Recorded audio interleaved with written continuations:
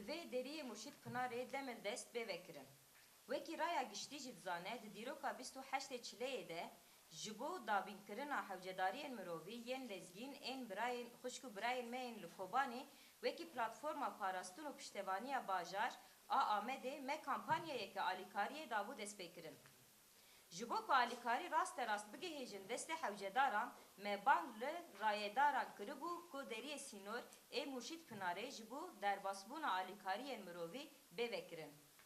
Di encama piştgiriya civakî ya mezin a ji bo kampanyaya me de di dîroka siyê Çilê de 25 tir alîkariyan hatin amadekirin û ber bi deriyê sînorê Sûriç Murşîd Pınarê ve birêketin.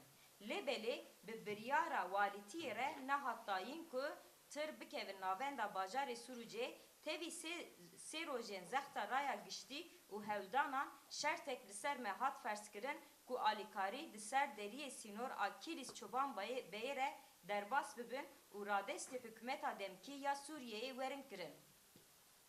Platforma me ji ber ku daxwaza me ya gihandina rasterast a ji bo hewcedaran nehat mîsogerkirin, neçarma ku tirên xwe vegerîne Amedê.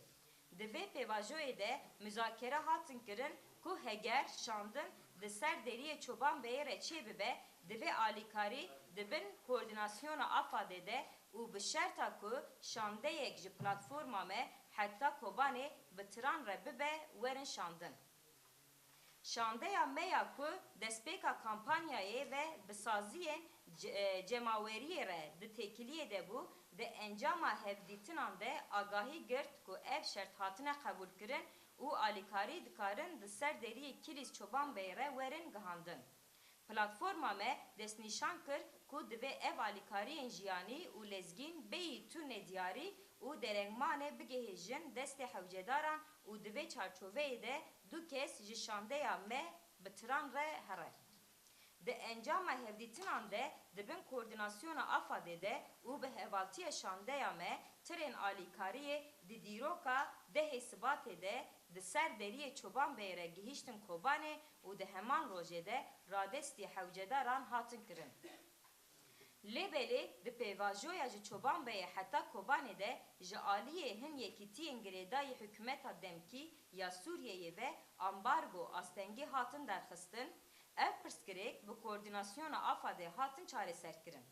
Vê rewşê careke din nîşan da ku divê alîkariyên mirovî li benda însafa hikûmeta demkî ya Sûriyeyê neyên hiştin. Numûneyeke din a vê rewşê jî ew e ku tirên dezgeha Xêrxwaziya Barzanî hîn jî ji herêma Hesekê tên sekinandin. Endamên şandeya me ya ku gihîştin Kobanê di hevdîtinên xwe yên bi koordinasyona herêmî yên sivîl re kirine ku hejmareke zêde ya bebikan ku di kuvezan de têkoşîna jiyanî didin. Gelek nexweşên diyalîz û pençeşêrê dibin rîska jiyanê de ne.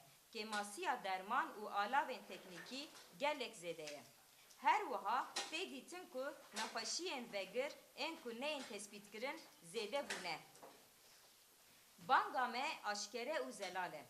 Ji bo çareserkirina krîza mirovî ya li Kobanê divê deriyê sînorê Murşîd Pınarê derhal ji bo derbasbûna alîkariyên mirovî bê vekirin, di serî de derman û alavên teknîkî hewcedariyên lezgîn divê bêyî derengxistinê werin dabînkirin. Di dawiyê de di depoyên me de 20 tirên din ên alîkariyê amade ne. Heta ku deriyê Murşîd Pınarê neyê vekirin, em ji raya giştî re radigihînin ku divê ev alîkarî dîsa dibin koordinasyona Afadê de û bi hevaltiya şandeya platforma me werin gihandin. Kampanyaya me bi biryardarî didome û roj bi roj mezin dibe. Em spasiya gelê xwe, sazî û dezgehên ku piştgirî dane, rêveberiyên herêmî û kesê ku keda wan tê de heye dikin. Em bang li hemû sazî û welatiyên xwe dikin ku piştevaniyê xurt bikin û piştgiriyê bidin kampanyaya me.